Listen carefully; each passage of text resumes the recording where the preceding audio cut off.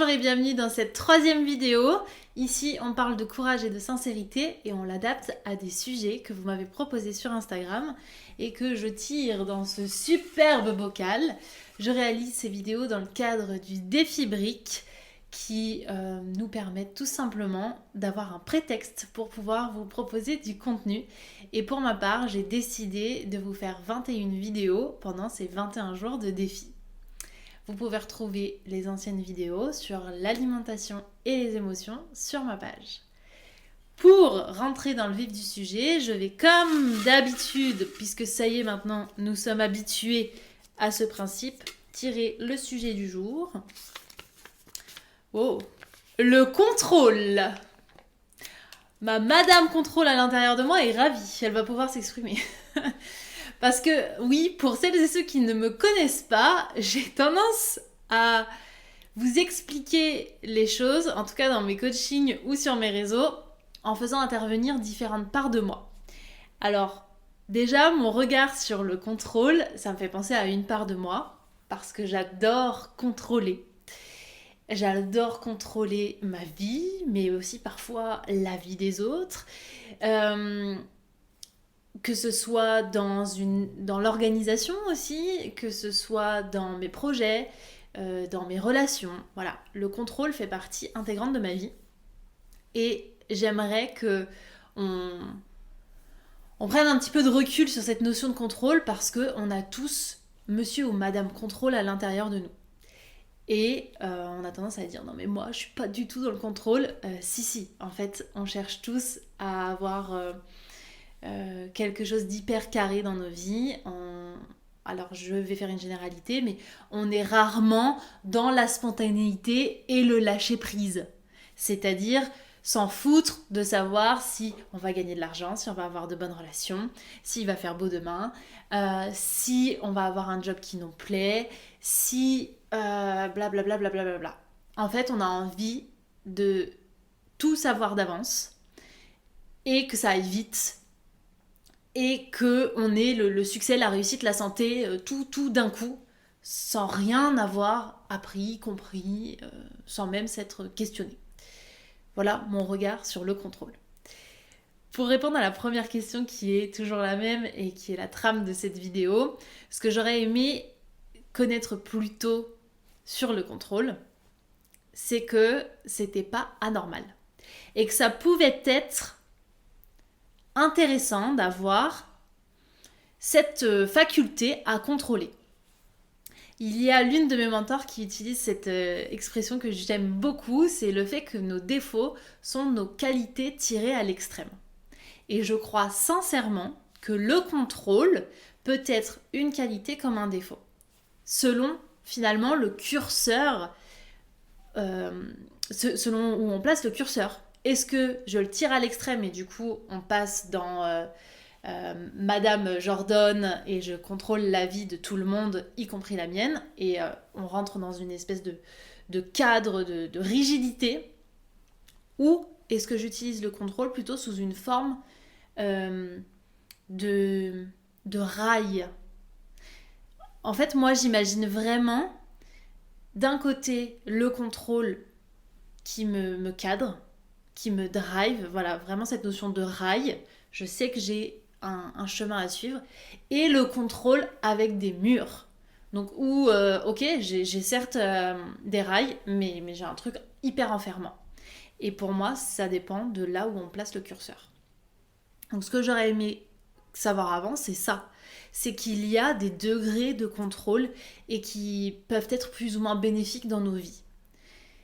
Si on ne prend pas le recul nécessaire sur cette notion de contrôle, en fait, on peut tout le temps rester dans le même schéma qu'on reproduit éternellement, dans nos relations, dans notre job, dans notre rapport à nous-mêmes. Parce qu'en fait, le contrôle, ça intervient partout. Ça peut être concernant l'alimentation, concernant aussi notre développement personnel, toujours vouloir en apprendre plus dans nos relations, toujours vouloir des relations plus. Ça marche aussi dans nos quotidiens, dans la façon dont on organise nos vies et dans la façon dont on interagit avec les autres. J'ai envie de vous permettre d'avoir un regard différent à la fois sur vous, mais aussi sur les autres, parce que c'est toujours plus simple de voir chez l'autre quand la personne est dans l'hyper-contrôle, beaucoup moins quand c'est chez soi. Mais du coup, on retire un petit peu des couches de l'ego et on arrive à s'en rendre compte. C'est que quand une personne a envie de driver la vie de quelqu'un d'autre, elle est dans l'hyper-contrôle. Quand une personne a envie de ne pas avoir d'imprévu dans sa vie, c'est qu'elle est dans l'hyper-contrôle. Donc c'est finalement essayer de revenir à une certaine sérénité, parce que c'est vraiment ce que ça démontre, le contrôle, c'est cette incapacité, selon moi, à lâcher prise et à se détendre. Ce que j'aurais aimé savoir, c'est qu'on a cette faculté de pouvoir se servir à bon escient du contrôle et de se détendre. Et en fait, justement, je vous parlais de différentes parts de soi, et de dire parfois à cette part, tu sais quoi, je sais que t'es là, mais j'ai pas besoin de toi. Et ça, pour moi, c'est hyper important. Le plus gros mensonge que j'ai pu me raconter ou qu'on a pu me dire par rapport au contrôle, c'est que c'était normal. Normal dans le sens où moi j'ai grandi dans une famille où le contrôle est omniprésent. Où on ne laisse pas place à une sorte d'imprévu, à une sorte de vulnérabilité. Parce que ça voudrait aussi dire je montre ma faiblesse. En tout cas, c'est comme ça que c'est compris. Et pour moi, le gros mensonge que j'ai pu me raconter ces dernières années concernant le contrôle, c'est qu'il fallait tout le temps être dans le contrôle et que si je perdais le contrôle, je perdais finalement je perdais le fait d'être actrice de ma propre vie. Ce qui est totalement faux. Pour moi, hein, encore une fois, c'est chacun après va voir les choses avec son regard et ses filtres, mais le fait de revenir à beaucoup plus d'honnêteté et de sincérité sur le contrôle et de se dire mais je peux ne pas contrôler et surtout je ne contrôle rien, bah ça décharge une certaine pression. Parce que si la nouvelle histoire que vous vous racontez c'est ok, je contrôle rien, mais par contre je peux déterminer un certain cadre et des rails, là ça me semble intéressant. Par contre, si la version c'est tu dois tout contrôler tout le temps, tes émotions, tes relations, ton salaire, ta façon d'être quand tu sors, quand tu interagis, ce que tu dis, non en fait non. Non. Et c'est justement essayer de sortir de ça pour pouvoir mettre plus de sincérité dans sa façon d'être et pas... pour moi, c'est être apparenté à un robot, le fait de vouloir tout contrôler. Mais ça cache beaucoup de choses. Ça cache un manque de légitimité, par exemple dans le travail ou dans les relations, je sais pas, le fait de se sentir inférieur, moins cultivé, ou, voilà, ça peut être plein de choses. Ça peut cacher aussi le fait de ne pas savoir faire confiance à l'autre, faire confiance à soi. Parce que quand on n'est pas dans le contrôle de la vie de l'autre, ça veut dire qu'on lui laisse la main totalement. Et on a pu s'être en prise. Et le fait de manquer de confiance en soi, ça veut aussi dire que si je suis dans l'hyper-contrôle, je doute de mes propres capacités, de mes propres facultés à pouvoir m'adapter à un imprévu.